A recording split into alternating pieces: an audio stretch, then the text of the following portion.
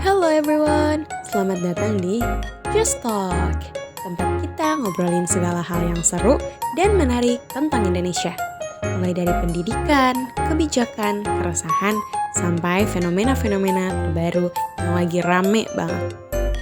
Nah, di episode pertama ini, kita bakal bahas fenomena yang lagi ngehits banget belakangan ini.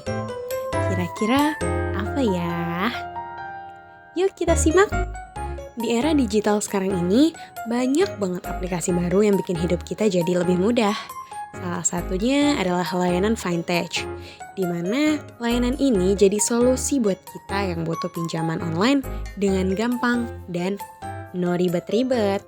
Cukup tunjukin dokumen pribadi kayak KTP, kartu keluarga, NPWP, dan slip gaji, kita udah bisa jadi pengguna pinjaman online buat berbagai kebutuhan.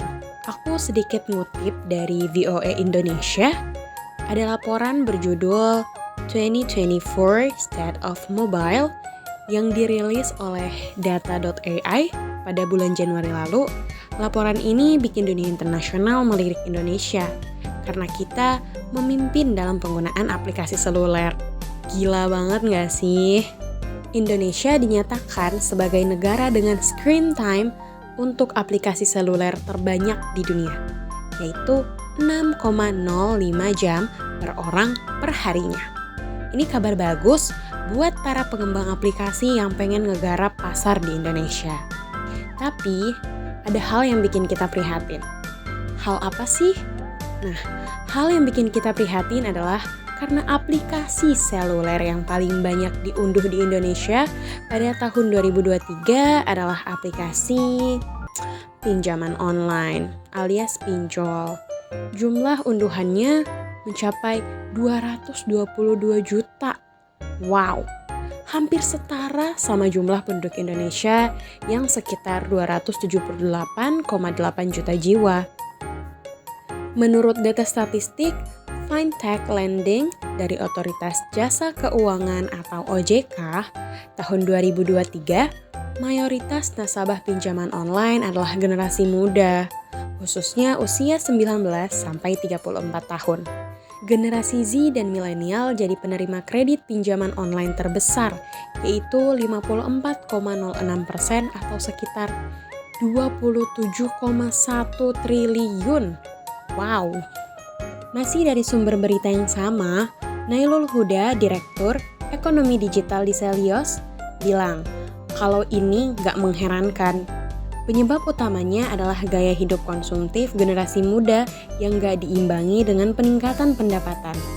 Banyak dari mereka yang pakai pinjaman buat kebutuhan non-primer kayak nonton konser, liburan, bahkan cuman buat beli gadget baru. Data OJK juga menunjukkan bahwa 65% dari dana yang disalurkan aplikasi pinjaman online digunakan buat kebutuhan sekunder saja, bukan buat kebutuhan primer. Nah, hal ini tentu beresiko bikin debitur pinjaman online terjebak dalam jeratan utang yang berat sampai nggak mampu bayar cicilan. Kayak yang banyak diberitain di media, ada berbagai ancaman yang bakal mengintai kalau kita nggak bisa lunasi pinjaman online kita. Buat kalian yang udah terlanjur ngambil pinjaman online dan masih nunda pembayaran, simak beberapa resiko yang bisa muncul. Ini aku kutip dari CNBC Indonesia ya guys. Pertama, masuk dalam blacklist slick OJK. Setiap kali kalian ngajuin pinjaman online, pasti diminta ngasih dokumen data pribadi kayak yang udah aku sebutin di atas. Dokumennya tuh kayak KTP, kartu keluarga, NPWP, akun internet banking, dan slip gaji. Walaupun sederhana, syarat ini bertujuan buat pihak Fintech bisa tahu identitas kita. Kayak nama lengkap, alamat rumah, pekerjaan kita apa, alamat kantor di mana, nomor kontak orang terdekat, dan lain-lain. Kalau sampai amit-amit nggak bisa melunasi cicilan pinjaman online, data pribadi bisa dilaporkan ke OJK dan masuk daftar hitam layanan pinjaman loh guys. Ini berarti kita bakal kesulitan atau bahkan nggak bisa lagi dapat bantuan finansial dari lembaga keuangan di Indonesia. Jadi penting banget buat selalu menjaga skor kredit tetap positif dengan cara bayar tagihan tepat waktu. Untuk poin keduanya, denda serta beban bunga yang terus menumpuk. Kalau nggak bisa bayar cicilan tepat waktu, kita harus bayar denda keterlambatan. Beban denda ini bakal terus berlangsung dan secara akumulatif bikin utang makin numpuk. Ditambah lagi dengan beban bunga yang tinggi. Utang kita bisa makin membengkak, sampai akhirnya susah banget buat dilunasi.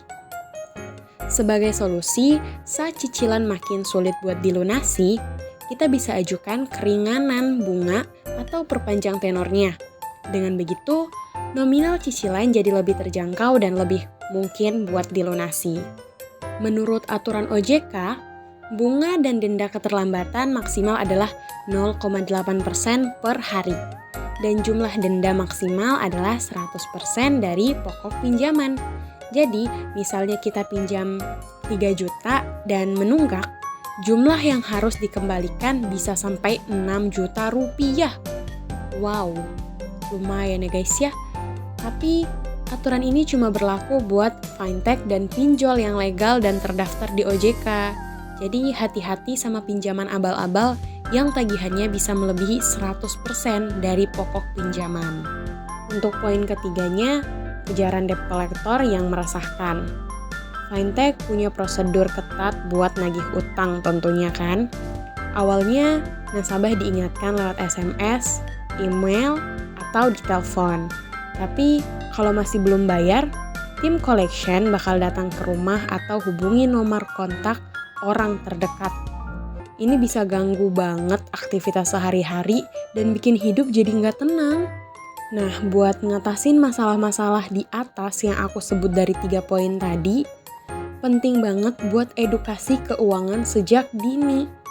Baik di sekolah maupun lewat kampanye publik dari OJK dan fintech. Selain itu, pengawasan terhadap perusahaan fintech perlu diperketat lagi buat pastiin mereka menjalankan praktik yang bertanggung jawab. Perlu juga regulasi yang membatasi penggunaan pinjaman buat kebutuhan konsumtif dan mendorong penggunanya untuk tujuan produktif.